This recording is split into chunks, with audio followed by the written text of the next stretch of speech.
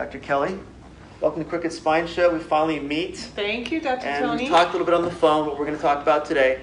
I like mindfulness. I've talked to Christy Jones about it, talked to people about it too, before with Tony, and also saw your article too. Mm-hmm. What is your background to make yourself want to become passionate about this?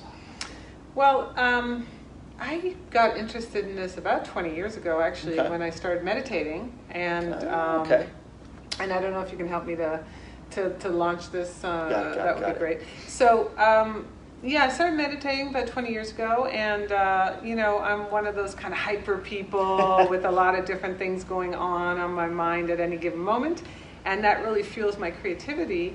But at the same time, you gotta focus as well. And I found that the meditation was very helpful to get rid of some of the stress that was, like, for example, obsessing about this and that. I was doing a doctorate at the time. Just going through school, correct? Yes. Going through school, understanding. Oh, yeah. I'm going through school. How do I not burn myself out, drop out, or get weeded out?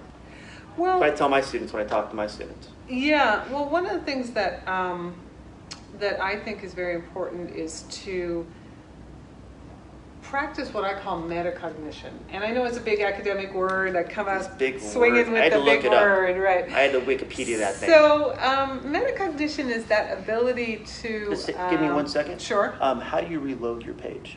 So I'm right here. Trying to get on our Facebook. I'm on my personal Facebook page. right so here. So let's go to the previous one. Okay, there's the... And then reload that page. Oh, reload that page. Yeah, that one will come up.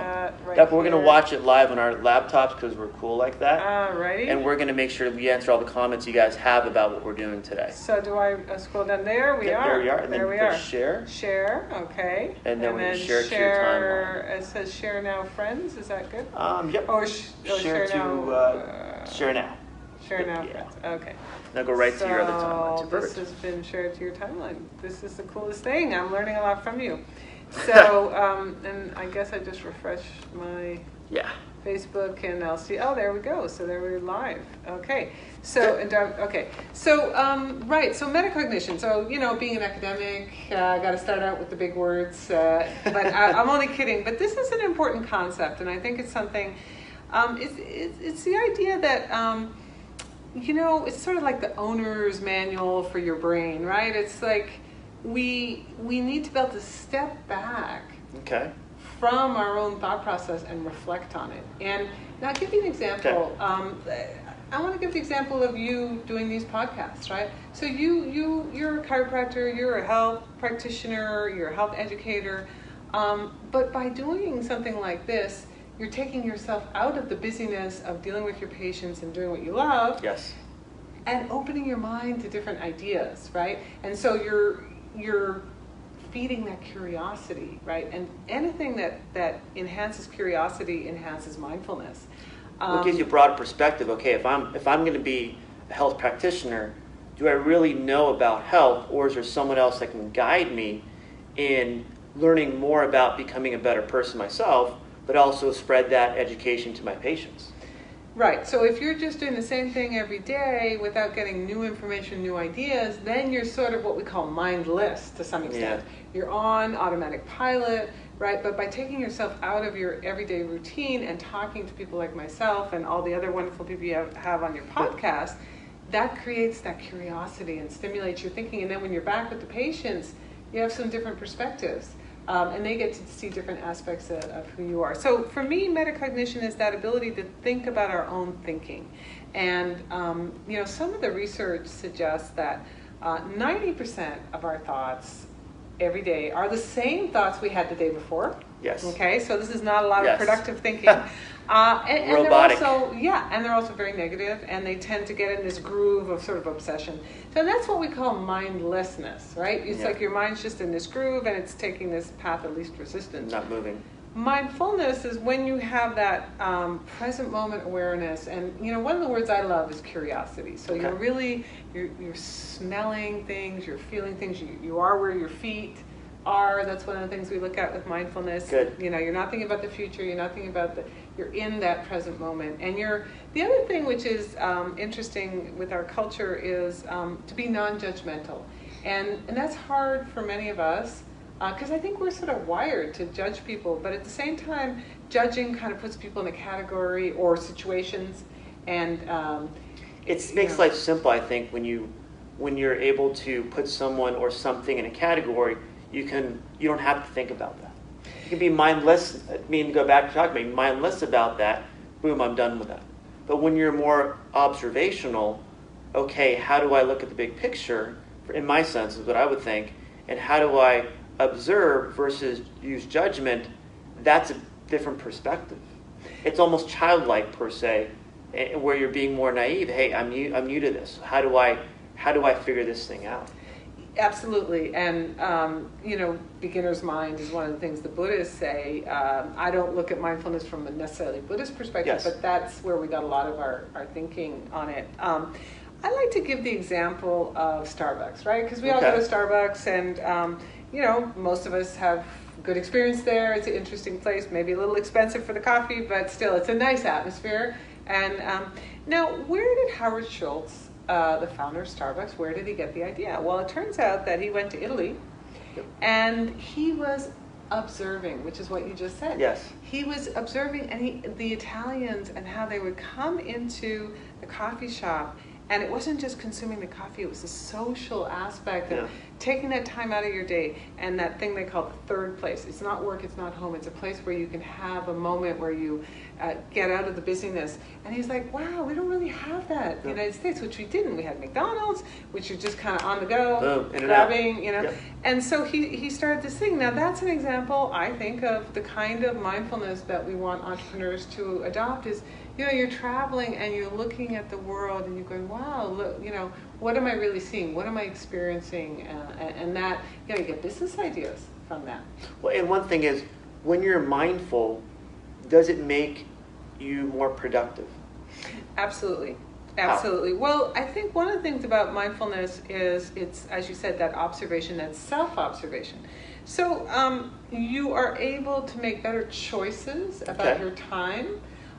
Many of us get very frantic, right? It's a frantic world that we live in. You move faster and faster and faster. And we're pulled in so many different directions, but the research shows, the neuroscience shows that you cannot multitask. Okay. You're actually, so typically they say, well, women are better multitaskers than men. I agree. Well, there is some truth to that, but at the same time, the cognitive studies show that you're not actually multitasking. Your brain can't do two things at once. Okay. So you're switching very quickly from one activity to the other. And that creates a decrease in productivity. So it's better to be fully present with what you're doing. Okay. And then move on to the next thing. Now, with the mindfulness, you're able to reflect on your choices. So what am I doing with my time? And what, it's partly is what you're doing with your time, but also what are you doing with your attention? Many of us are, the news junkie, the 24-hour news cycle. What a waste of time. It's a lot of negative energy, right? Yeah. It's a bombardment. Everything's catastrophe, fights, big. Okay, are you making choices about how much you consume, whether it's social media, whether it's news? That mindfulness will help you to do that. To say, well, yeah, it's good to connect with my friends on Facebook, to see a podcast, but I also need to show up for my family, or I need to show up to read something. So you're taking a step back and go, okay, these are my choices for the day. What do I want to do for this moment to make myself, maybe someone else's life a little bit better, without wearing myself down? Right, and the idea is that you're not on automatic pilot. Got it. Just in this frantic mode. You're making accountable decisions of how are you going to spend your time.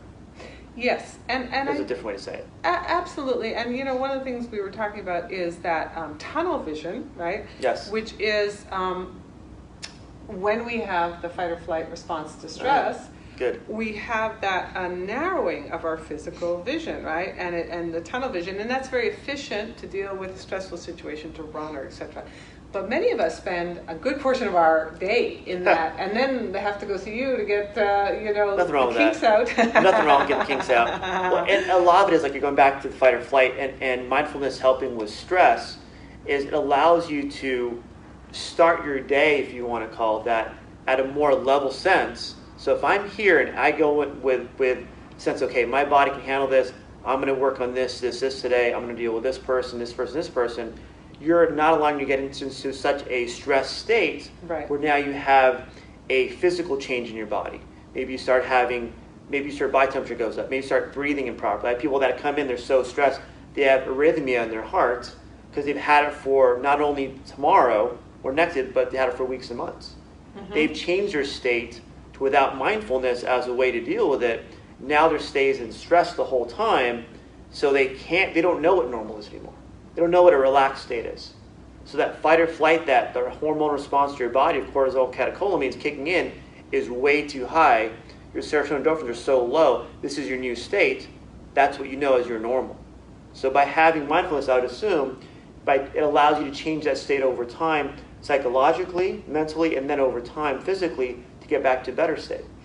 Right, and I think, the awareness, the interesting thing about mindfulness is it's a present moment awareness, and a lot of it is body awareness, because I think the culture that we live in kind of treats us as like just from the neck up most of our lives. We're just these walking, talking brains. And, that's not the fullness of the human experience. And, I think of somebody like Steve Jobs, and I don't know how mindful he was, but he was a great creative force. And, one of the things he used to do was when he had an important decision, he used to walk with the person. And they would, sometimes a 2-hour walk and talk. Well, that's how our bodies are meant to be used, right? Our mind body, where you have the movement, you're out in nature, and those cortisol levels go down, and the ideas start flowing. What about this? What about that? And when you go back to the fight or flight, it's that survival mode. How do I get through this? Short-term recovery from the situation. Absolutely, and you're not looking at the breadth of life, right? The breadth of experience, of options. Many people. Options. Yeah, many people get into situations where they don't feel like they have a choice because their choices, they just can't see the choices. And I think with the fight or flight, you got that narrow of the vision. The opposite of it is that soft, focused scanning of the environment. Here we are in a beautiful campus of University of Laverne, and look at all the oak trees. They're 100 years old. And I was talking to one of my students, and she just did some mindfulness training, and she said, "Oh, Dr. Kelly, I used to be running to class, and I was looking down at my feet and running and thinking I had my to-do list. Then I was taught mindfulness, and now I look at the trees, and you get to class, and you can actually learn something, right?" You actually, when you say learn, it's not just quick, write it down, repeat, and spit it out and go.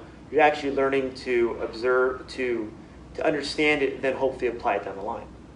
Absolutely. And I always go, there's knowledge, but how do you get that knowledge to understanding the application?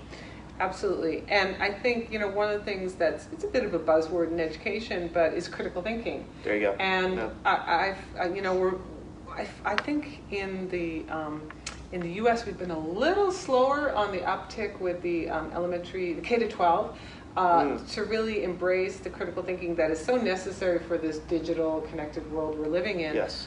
And I think, I'll give you an example. I teach a course in the MBA, and it's a final course. It's called Strategic Management, Capstone is what they call it. Okay. And I teach it at the Burbank campus, and it's all adult learners. And I tell them, we're not going to use a textbook in this class. I said, you've learned a bunch of stuff in other classes. I don't need you to learn anything new per se in this class. We're going to be integrating the things that you already know. Because as you said, if you're not applying them, you're not activating them. If you're not a practitioner, what are you learning it for? Right. So what we use is case studies. Okay. Right. So there you're putting yourself in a situation.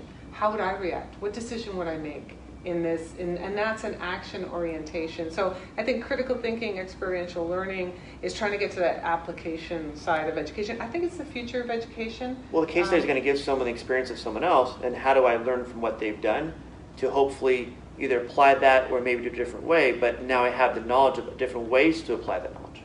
Right, and there's no, in the field that I teach, I'm in that area of kind of strategy, leadership, management, right? And there are no right answers. There's no formula, right? I can't give you the formula how to run your business. There is no formula. You have to find what works for you, for your community, with your skill set. With the people around you too. Absolutely. You have good mentors. You have a team. Do you work with people in your community, other professionals in the area too? Where do you get your knowledge from? Do you have someone you bounce ideas off of that have more experience than you? Right. There is, for example, some research that shows that entrepreneurs who have an advisory board. Yes. Now, it doesn't have to be something formal. No, it doesn't have to be a big boardroom. No, it could be just something like, let's meet for pizza, every Let's go to second Starbucks. month. Let's sit breakfast. down and lay it out. And what happens with that with entrepreneurs is entrepreneurs in that daily struggle of getting everything done, and then to have, a lawyer or an accountant or whoever that person is, a strategist, kind of like look at the stuff, then you step back and you can look at it and have that bigger picture and get out of that kind of daily grind. And I think that sort of strategic thinking, mindfulness will get you there. Because you're getting out of the obsession, you're getting out of the routinized thinking, the kind of rut. Well, to go back to that too, is a group like that? I use a mastermind because that's what I belong to. Oh, I love mastermind. Is that a way to be mindful? It is. Okay. It's a way to practice mindfulness. Yes, and think about it this way. If we're looking at, for example, meditation, if we're looking at going to school, if we're looking at dealing with board of advisors or mastermind, okay, what's that all about? That's about stepping out of the daily activity and stepping back and reflecting. And that's, so whether you're reflecting in the mastermind group where you kind of go, oh, this is how I'm dealing with conflict in my family or with my teenager, or this is how I'm dealing with my boss, or this is how I'm dealing with investors.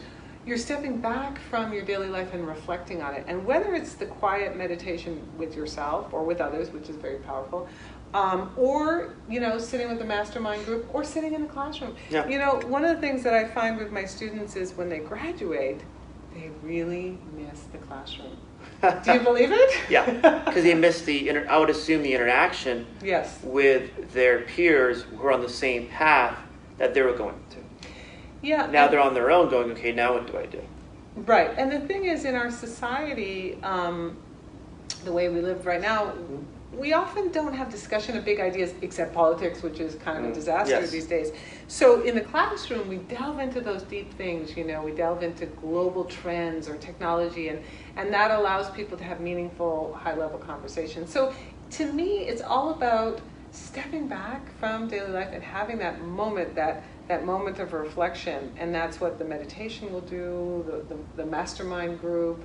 Self-care, if you're doing exercise, that can also get you out of, I don't jog anymore, but I used to jog, and I got so many ideas jogging at the beach. I mean, it's just like... Well, there's a good book called Blink where it talks about that, where you actually are able to let your mind become more creative. Right. Not worry about the daily grind, but also what's the big picture?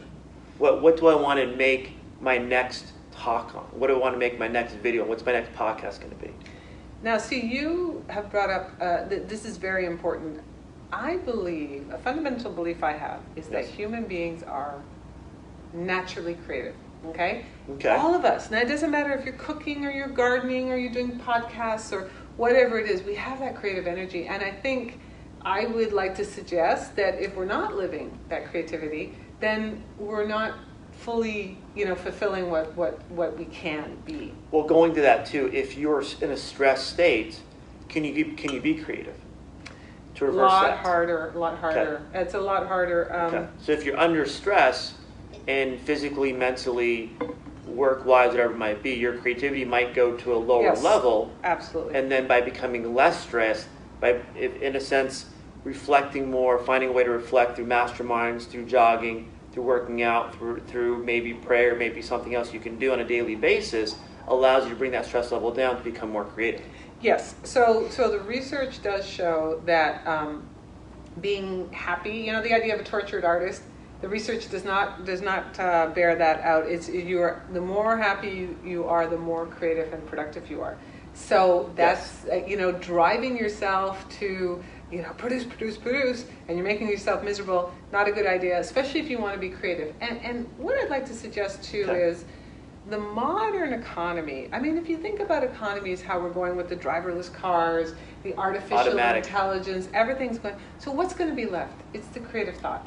And that is something that's got to do with integrating the emotional part, the physical part, and the mind, and putting those all together. And that's when you can be creative in a way that a machine, even machine learning, cannot be creative at the level that humans can.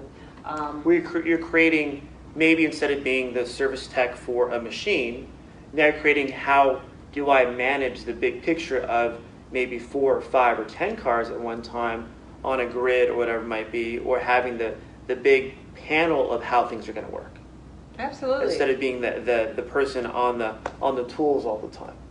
Absolutely. And a lot of the work that I do has got to do with, some friends joining from Taiwan. Wow. Well, what time zone that is, I have no idea.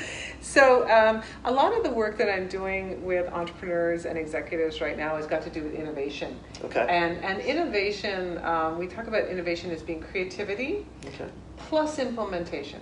So you've got the creativity, those wild ideas, those, wait, what if we did this?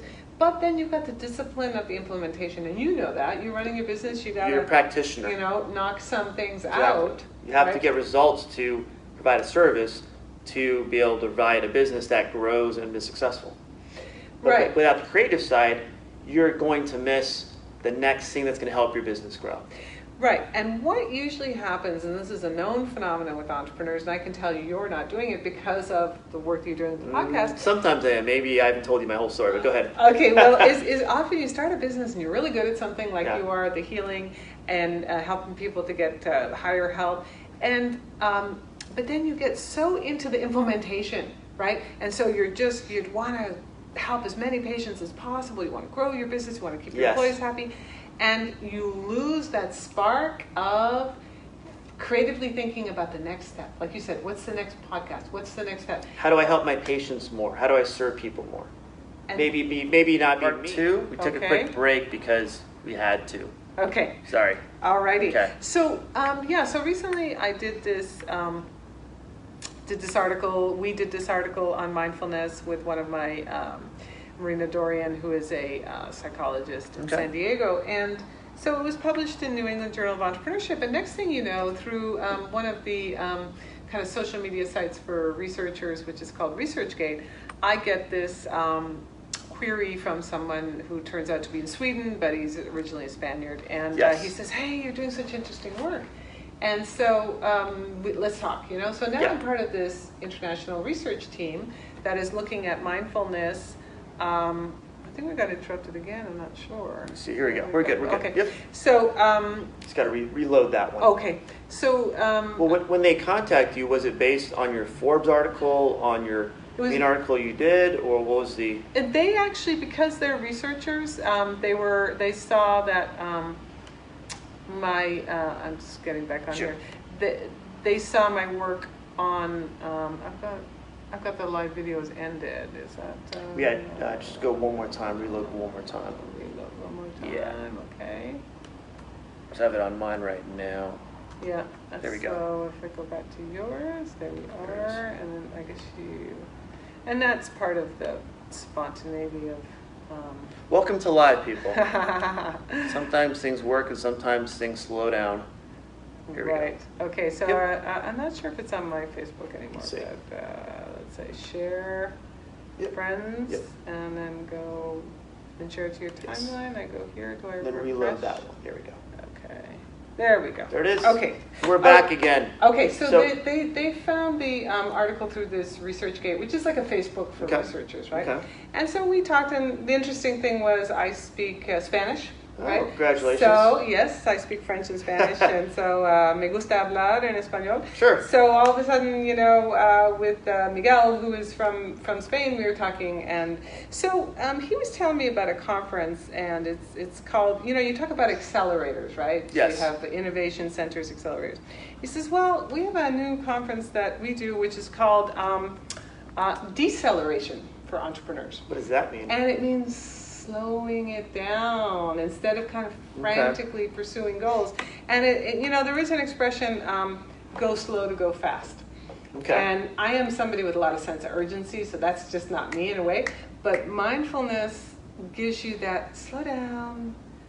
How am I treating people? Am I treating my people well? Am I driving them too hard? That's something I do in my work. Sometimes I get too excited and I'm so enthusiastic and I don't realize I'm kind of like wait a second, I'm this way, but are people around me this way? Right. Is it helping them or hurting them, or is it making them go too fast. Right. Are they here? I'm here, but am I helping them along, or am I telling them, hey, you got to get here, or we're done? Right. And Okay. that's not how you want to be, right? I mean, everybody's got their different pace, and I think that an entrepreneur at the top, the founder might have this incredible quick This pace, idea. but you have to also adjust to other people's paces because they can balance you out. So I like that idea of deceleration. Well, going back, not to cut you up, but if you're a mindful entrepreneur, you're going, how do I reflect on who this employee is? Who are they? Yes. Where are they? And how do I morally and ethically and I'll call it emotionally understand what their picture of their job is, if that's what it is, or the partnership, and how do I make sure they understand what I'm doing so we both benefit each other and use efficiency, exponential energy to get to a higher level. Right. There's a way to make it in about 20 different words instead of 4. Right. So, for example, a couple of years ago when I was in San Diego, I was talking with a woman who was working with, microfinance. And she was going all over the world and helping these women. And she's like, here I am helping these women get to a higher level. And I'm doing an 80-hour work week every week. And I'm a woman, and I'm not showing up for my life, and I'm making their the lives example of what they should be doing. Yeah, I think that's part of it, too. And does it go to where, because we're in school and we're told to push, Yes. get these good grades, you have a timeline for this paper, dissertation is due here, doctorate's due here, take this test, then also you get out and go, do I maintain that same pace, or do I have to slow it down to actually live a normal life?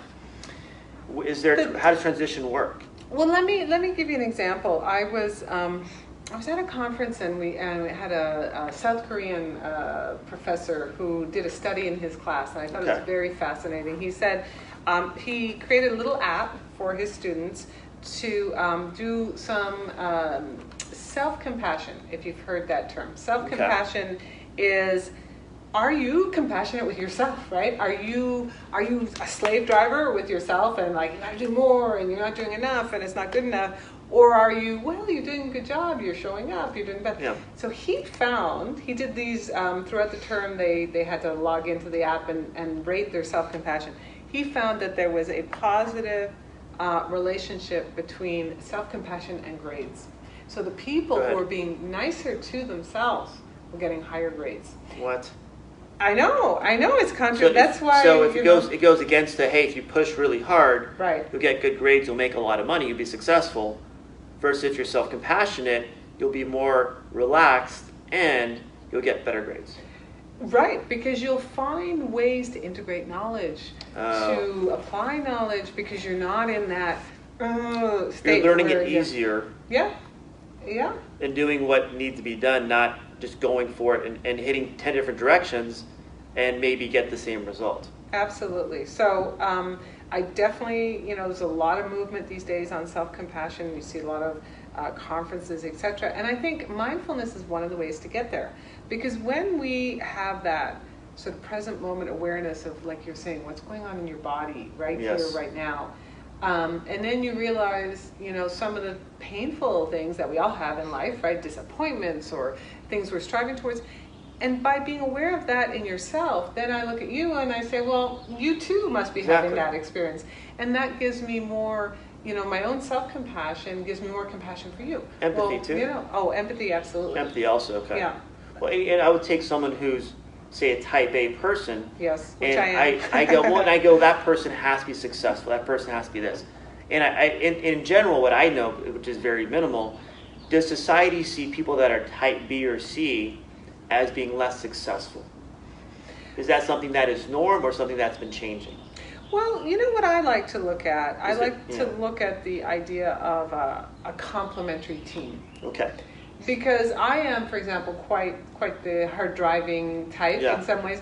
I've mellowed out a little bit through experience. Yes. And through doing a lot of leadership where people sometimes would just I remember I was doing leading a board and there's a lot of women and they just kind of gently laughed at me because I was so okay, we'll do this event, do that event. Who is this person? And it's like, and I could feel the love. It wasn't making me feel bad. And I was like, okay, it was holding a mirror up. Like, you're just too hard charging. Like, let's, turn it down. This is not the room for that. Just turn it down a notch, you know, and I think that's one of the metaphors I like to use is think of like a knob, right? The old-fashioned knob or a slider or whatever. It's not that you don't want to thermostat. Yeah, you want to bring it down a notch. Someone like me, I have a lot of energy that is initiative-oriented leadership. You don't want to turn that off, but at the same time, tone it down just a little, where you can just let the people who are type B, who are more mellow. You can't have a bunch of hard chargers, you know, charging around. Well, that's the speakers these days. You get Tony Robbins, people like that. They want you at the high energy level all the time, boom, boom, boom. But when you see someone like that become empathetic, they're a real person. They're here, they're being sympathetic, they're not being judgmental, they're helping someone else out do something. That's the balance I want to see in people, versus just, yes, go, go, go, work your tail up, but when you take a step down, can you still be a normal person? And can you, like I said, turn that knob down, turn down the thermostat and go, okay, I can go from an A to a B to a C, and that's more of a normal what do you call it, self-compassion? Self-compassion for one. Okay, I can see where I am and change my personality, but what I'm doing to be more mindful, to be more reflectionary, to work with other people, to help other people be more empathetic or sympathetic with them based on the situation. Right. So, you know, sometimes people, it's by kind of slowing down and looking at, you know, what do I really want? What are my priorities? That you can come to, you know, allocating your time in a way that really makes sense as well. Because when we're on automatic pilot, got to do this, got to do that, got to do this.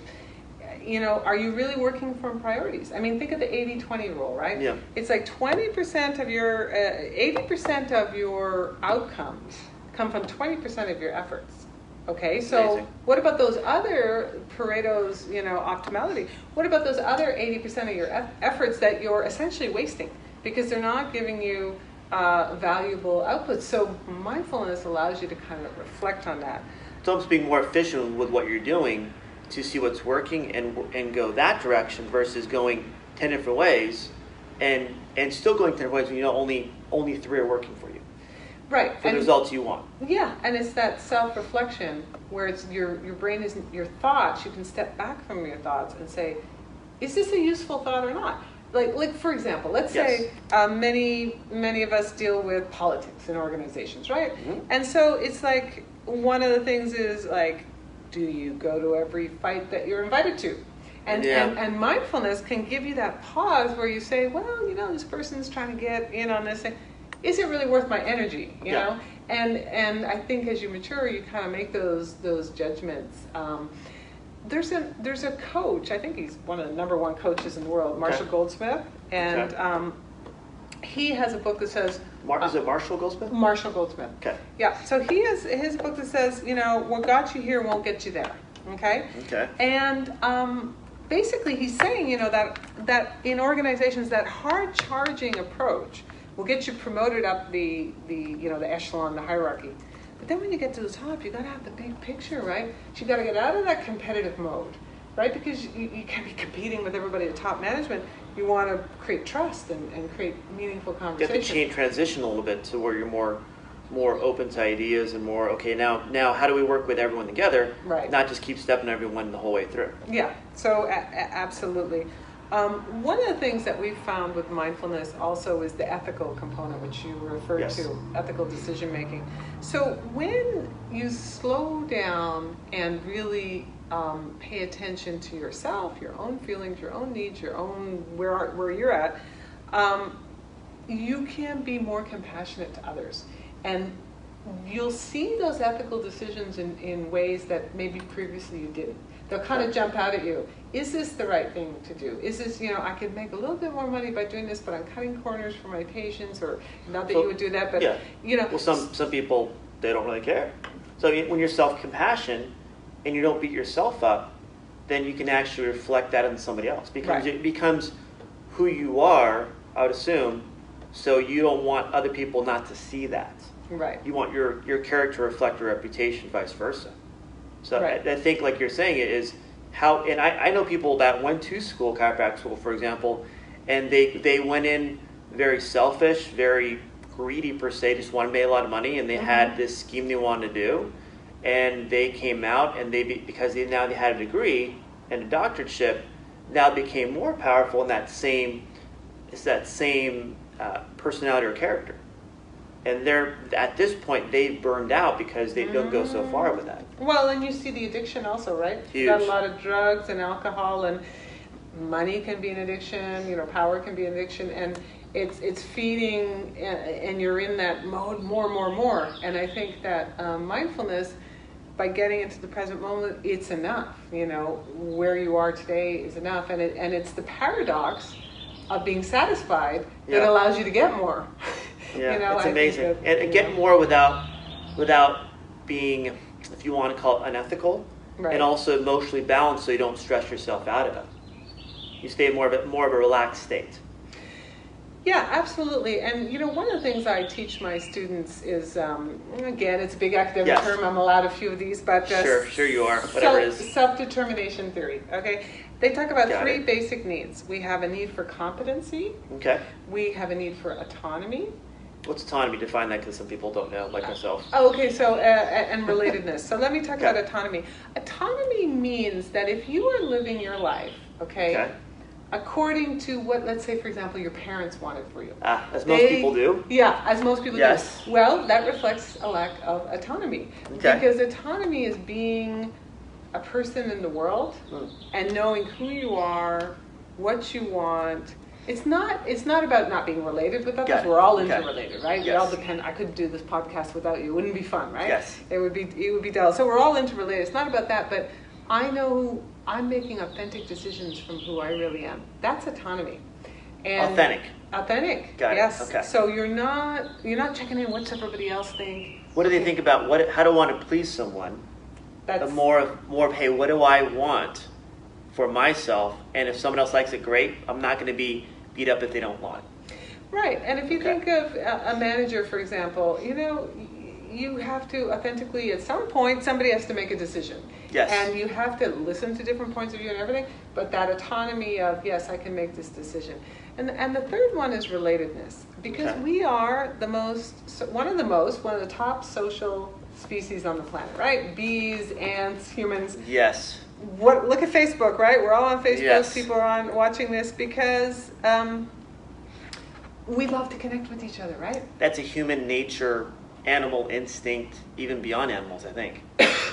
Plants, maybe. Plants also. Yeah, absolutely. So I think that I tell my students too. I say, look, you're in school and you're juggling 20 hours a week working or more sometimes. Yes. You got your family. They're very family oriented. We have a lot of Latino students who got strong family ties. Fantastic. So they're showing up for that, and then they're doing the schoolwork and they're juggling all these things. And I tell them, look, yes, you want to have the confidence. You want to learn the subject matter, absolutely.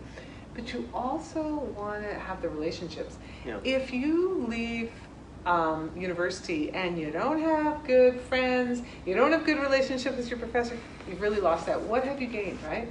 And those hyper-competitive folks, when they're going to chiropractic school, Narrow. Do they have friends? Do they have, No. And I want to make the connection to the relational piece to creativity. Yes. There are studies that show that the most creative people in organizations have the largest external network. Oh, how's that work?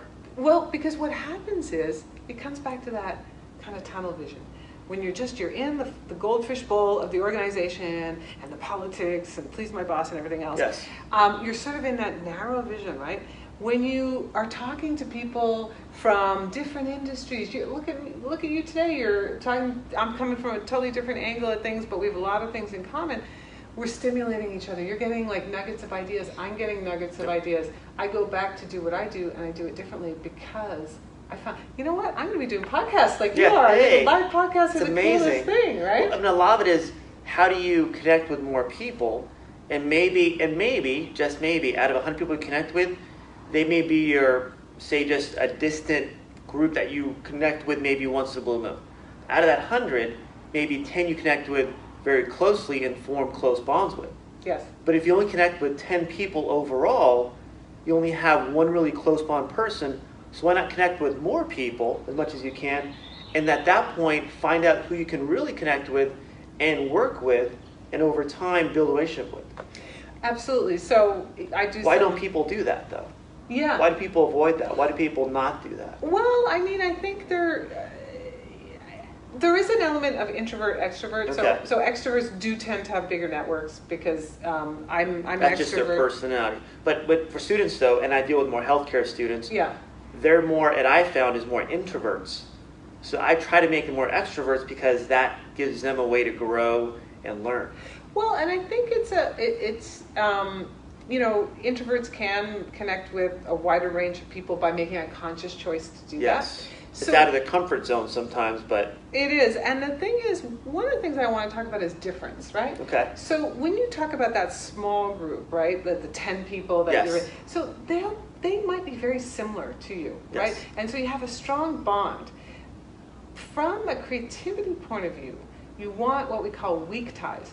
Those are the people who are so different. They're coming at it from a different angle. Maybe they're different ethnicity. Okay. Maybe they're different orientation. Maybe they come from a different Yes. country or a different industry for sure, right? And that's where you get these sparks because it's the difference. And so it's the weak ties. It's the people who are different from you where you get a lot of the kind of juice. And that's where you find a lot of people who travel. Yes. Right? They have a lot of different ideas, different experience because it's the difference. They've been exposed to difference. And you find that people who, like for example, I'll give you the example of a high school grad versus a college grad, right? Okay.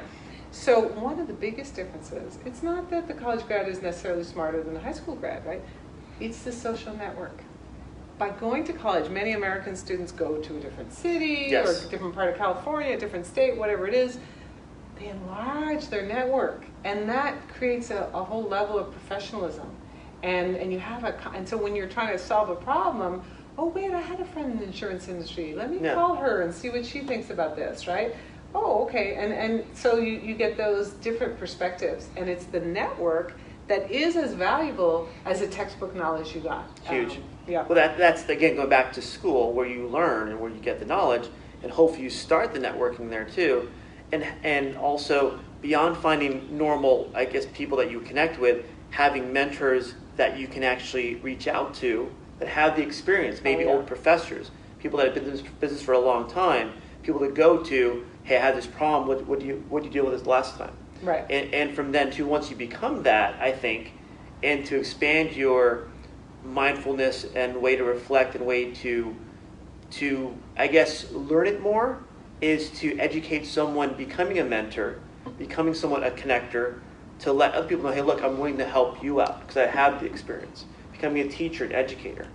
And doing that, and that really shows for me that you know the information because you're paying it forward. Yeah, let me give you an example. I recently had, LinkedIn, that's how we got to know each other. So Yes. I had a connection in LinkedIn, and he contacted me. He said, hey, I'd like to give a little talk in your class, right? Okay. And he was working for the gas company. Okay. And he'd worked his way up and had quite a bit of success. So he came to class, and he was teaching. And I had a student who was a veteran, former military guy, and very curious about the world, and making that transition from a very structured world of the military into the business world, right? Yes. Which is like totally It's out there with different. flexibility, Black and white. initiative, and nobody's telling you what to do. And so my speaker came, and he was really great, and then the next class I came, and the student came to me and said, I asked him to be my mentor, and he's going to be my professional mentor. And he had this big smile, and it was such a win-win because the manager, he's raised his kids, he's been in the organization, he's done all this great stuff. He's got this to say, can I come speak in your class? Well, it takes a little bit of guts to do that, right? It does. He had, if you want to call it, he had a bigger picture. Hey, if I have the information, how do I pay it forward so people see it too? I reach out to students all the time, people in business, people that are my patients also. I look forward to, at this point in my young life, as I still have young kids and they're still in school, how do I help someone get to where I am now and an easier path? Because someone helped me out. And because I reached out to somebody, hey, look, can you help me learn? That's why I have internships. That's why they have mentorships too, at even high school levels. So why not be part of that system so you pay it forward and it always comes back to you either way? Right, and that comes back to that basic relational aspect of humans. And you know, I think that when everything's said and done in our lives and our careers, that's the thing that's going to stay with us. The mentoring, the giving somebody, watching somebody, and that's why teaching is such a fulfilling occupation. To see somebody just blossom, and you know, as a mentor or teacher, you see someone or an employee, and you see, wow, like I consider myself a talent spotter. I can see talent, and I can see things that people don't see in themselves. And I can see them get to this higher level, and by sharing that vision with them, then often they're like, oh. You give them the confidence, hey, look, I know you have potential. You just got to figure out how to get there. And I think that confidence building and that the way to do it in an ethical sense without really pushing them so hard allows them to really, I guess, the benefit of, hey, if someone else can do it, maybe I can too. Right. And I've interns that come in are just quiet introverts. I'm leaving like, can you please stop talking so much? They can handle my jokes now. They come out of their shell. And that's what I'm hoping for is they may not be the A student. I don't really need that, but I need someone who's really to be a listener, someone who's empathetic and sympathetic and non-judgmental when a patient walks through the door. That's all I'm asking. I don't care if you're the best technician, takes good x-rays, or sometimes one messed up and you start crying on me. What are you crying about? I mess up all the time. By the time she left, I messed another one up. Sorry, I can take another x-ray. I'm like, of course I can. So it's that turnaround where you build that confidence up and self-esteem, maybe a high school kid, elementary school kid, or a college kid, or a grad student, so they know next level is possible for them. Right, and I mean that example with the x-ray, I mean it really is a self-compassion thing where there's a bit of humor in it too. It is. You know, it's we all like, mess up. Oops, here we go again. I bet I could have been like, what are you thinking? You're out of here, you're fired, blah, blah, blah. I mean, but how do you look at it and go, if I was that person's situation, their shoes, and if I have self-compassion, going back to that again too, can I be compassionate to somebody else?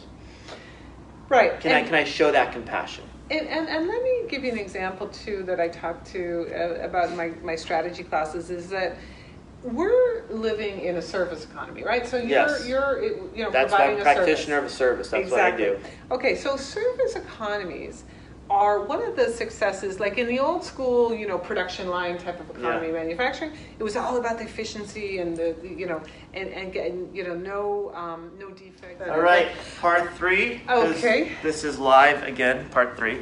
July 18th. In Malibu at the Pepperdine Executive Center. Good. We're going to have a full day for transformational leadership. And, you want to talk about that now? Sure. Good. Go for it.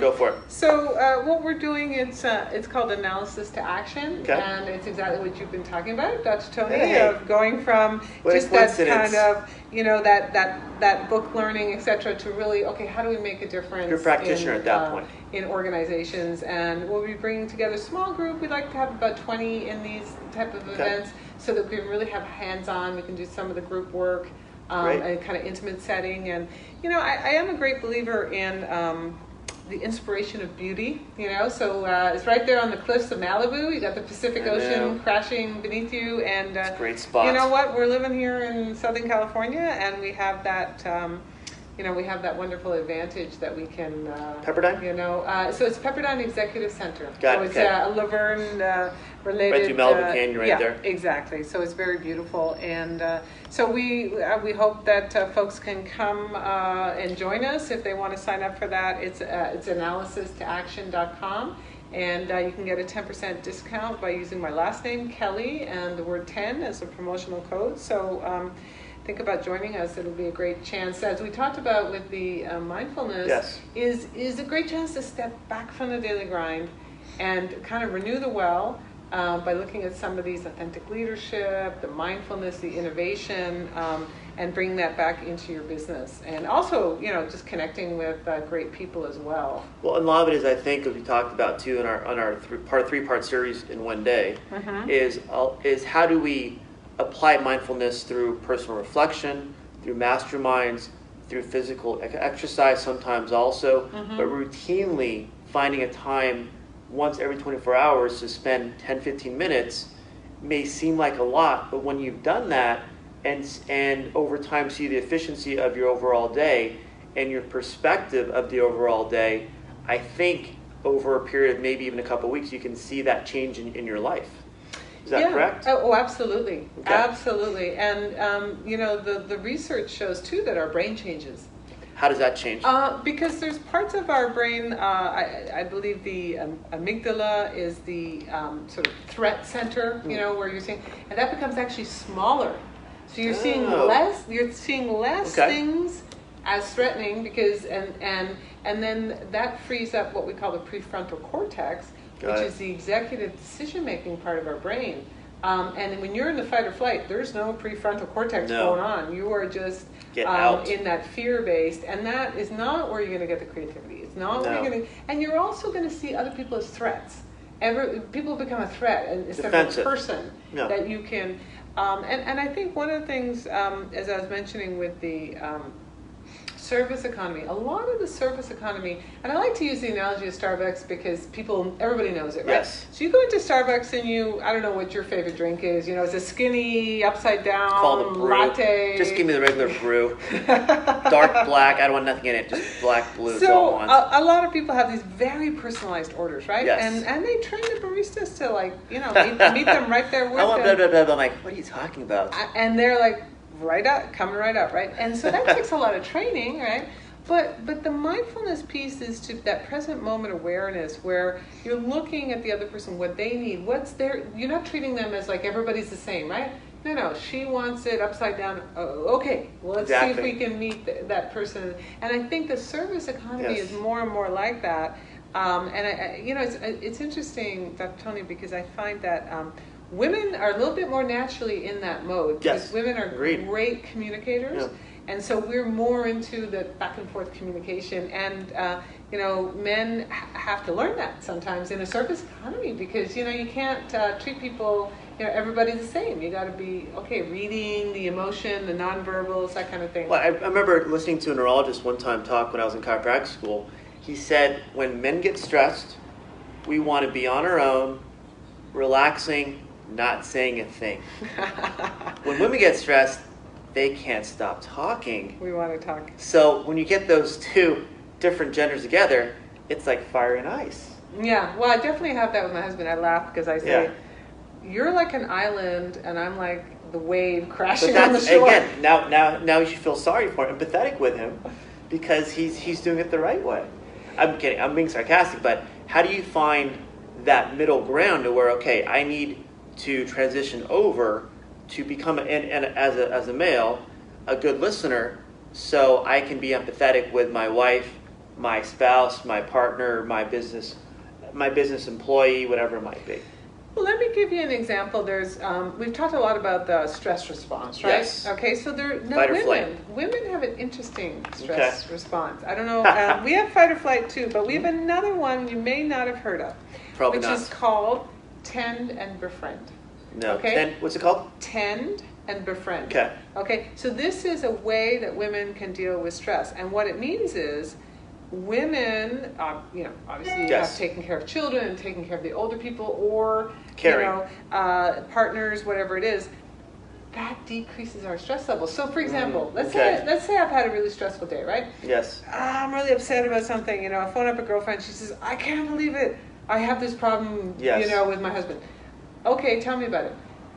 Just the act of listening to her talk about her problem brings down my stress. It does work. And I'm befriending her, I'm tending to her emotional needs, and it's bringing down my emotional needs, and next thing you know, we're laughing. So you're listening to her, and it's de-stressing you also. Yeah.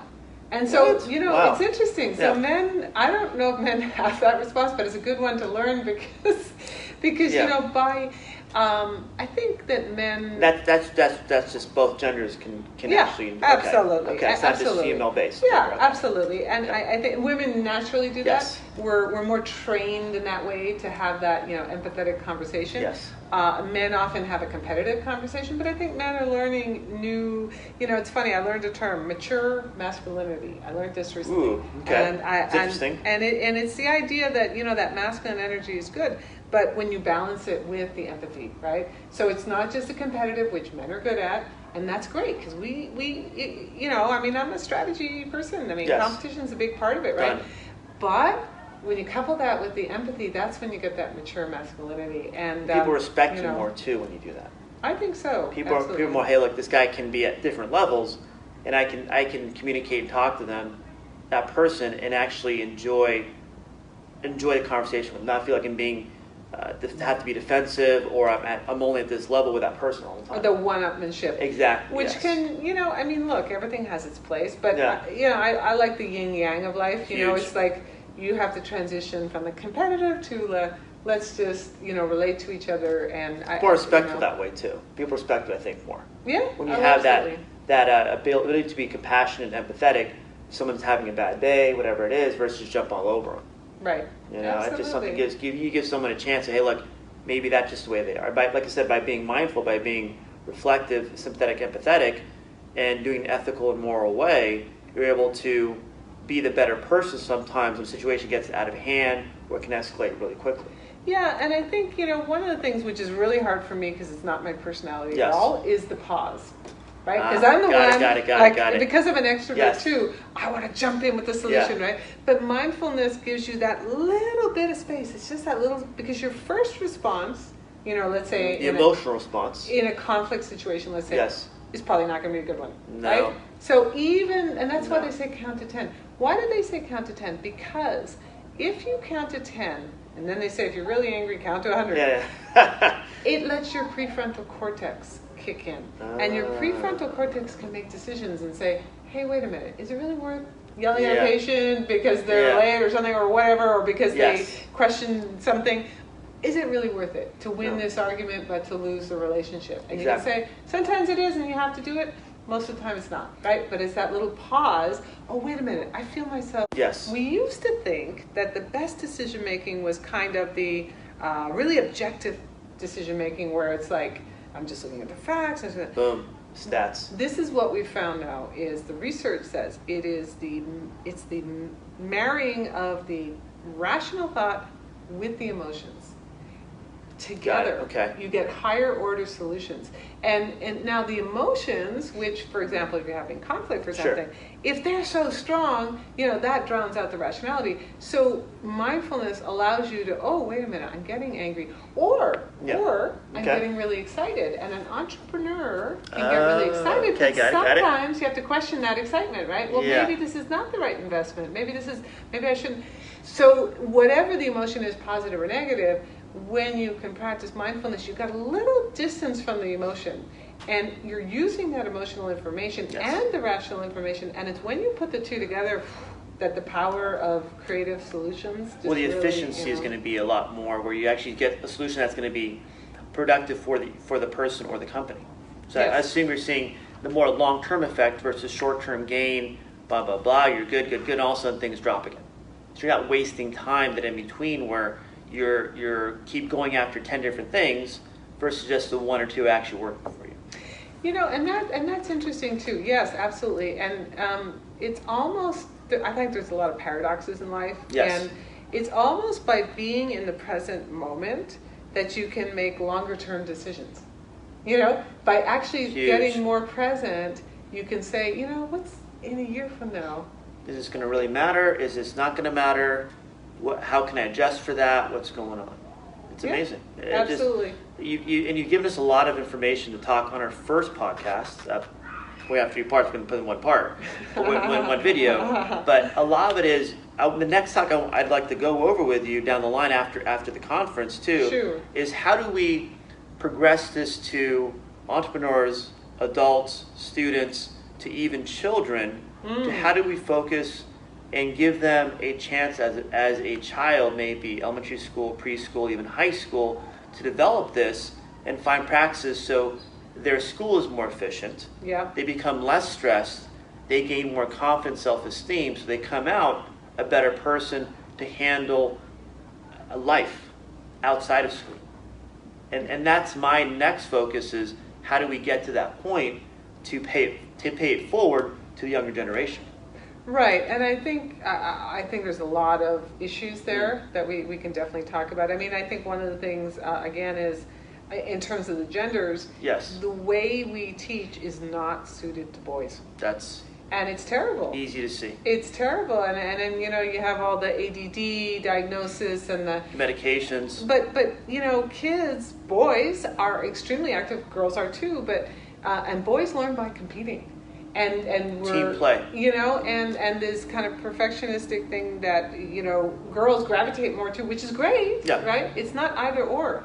But it's like, okay, again, like we were talking about the service industry. Yes. You have to customize, right? So, go in Starbucks, not everybody gets the same coffee. The same thing in education. You've got to meet whatever that child, if that, generally boys tend to be more competitive. They tend to be more, they learn by doing. Okay, we're not doing that in our schools. So can we put some of that in? And then, and then on the other hand, you find, for example, this phenomenon of girls and the soccer and playing on soccer teams and what a difference it's made in their lives, right? Yeah. Now the more team playing and they're more used to that organization structure. And so, I really think looking at that customization for and integrating the physical person, not treating little kids like they're like just they Exactly. have, we're not computers. And that's why I always go beings. for the self-esteem, self-confidence, boosting that up with team play, with interactions, with things that make themselves sympathy for them first and build them up. At that point, have them pay even forward to pass it down to maybe a classmate or someone in their group or helping a younger child in a younger grade. So I go from going from being a mentor as a chiropractor to my interns to how do my interns become mentors to their peers. And paying it all the way down the line so that becomes a norm, not something where it's once in a blue moon.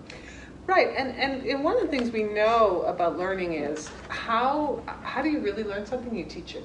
Yes, that's when you're an educator like you are, you know your information, and you sometimes have to adjust based on what people are telling you.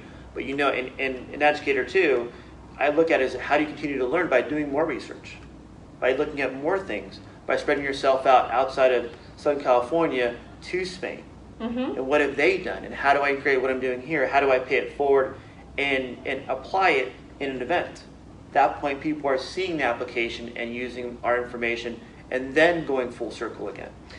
You're causing more of a explosion of that knowledge and application in the area.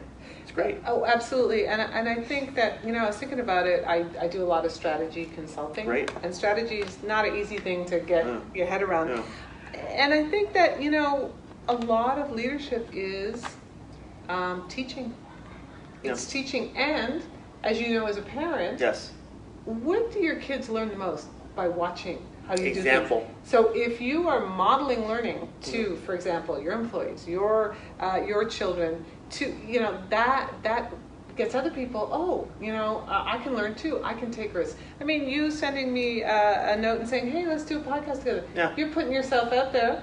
It's a little tiny Yeah. risk, but and that's how we grow. Is we don't necessarily grow by throwing ourselves off a cliff, okay? No. Like the bungee jump or whatever. By taking those little steps out of your comfort zone and by modeling learning is always outside of your comfort zone because the stuff that's where you're the expert. When you start to learn something new, you're not an expert anymore. It hurts a little bit. It does. Sometimes mentally and physically. Yeah. I feel more tired when I learn something new. I'm like, oh, my head hurts. Well, you know what? Our brains use an enormous amount of sugar, right? When we're thinking, it's like.